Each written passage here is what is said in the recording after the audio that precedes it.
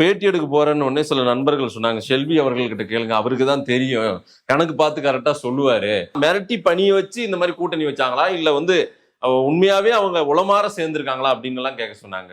ADMK BJP natural அலைன்ஸான்னு கேக்குறாங்க. அவங்க நேச்சுரலான்னு சந்தேகமா இருக்கு. இல்ல மிரட்டுறதுக்கு என்ன இருக்குது எனக்கு சொல்லுங்களேன். அப்படி மிரட்டணும்னா இன்னைக்கு திமுக எல்லாம் ரைடு விட்டு இருக்காங்க. அப்ப திமுக தான் நாங்க கூட்டணிக்கு பேசணும். எனக்கு பதில் சொல்லுங்க. திமுக கூடவா? ஆமா, எல்லாம் நீங்க மிரட்டுறாங்கன்றீங்க. எனக்கு தெரிஞ்சு ஈடி ரைடு விட்டு இருக்கிறதெல்லாம் அந்த மந்திரி இந்த மந்திரின்னு பார்த்துட்டு இருக்கீங்க. சரி, அப்ப நாங்க திமுகவோட கூட்டணி பேச போறோமா? எனக்கு பதில் சொல்லுங்களேன், புரியல எனக்கு. இல்ல டைரக்டா நீங்க அங்க வேண்டாம், ஃபர்ஸ்ட் இங்க போவோம்.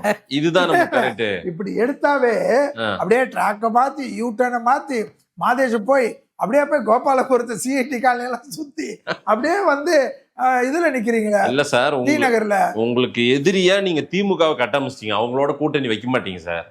ஆனா எடப்பாடியை வச்சுக்கிட்டு ஏதோ அரசியல் பண்ணலாம்னு நீங்க நினைக்கிறீங்களா? திமுக இருந்தோம் சார், இருந்திருக்கீங்க. ஏன் பயப்படுறீங்க? இப்ப உங்களோட சேர மாட்டாரு அவரு. இல்ல உங்களோட சேர மாட்டாரு. சேர்றது நாங்க சேர்றத பத்தி பேச்சு இல்ல. இப்ப நீங்க பயப்படாதீங்க. அதாவது நீங்க ரைடு விட்டு பிரச்சனை பண்ணணும். எங்களுக்கு இப்ப தெரிஞ்சு ரைடு நடக்கிறதெல்லாம் திமுக மந்திரிங்க, திமுக இவங்களது தான். அப்ப அவங்கள தானே மிரட்டுறதா அர்த்தம்.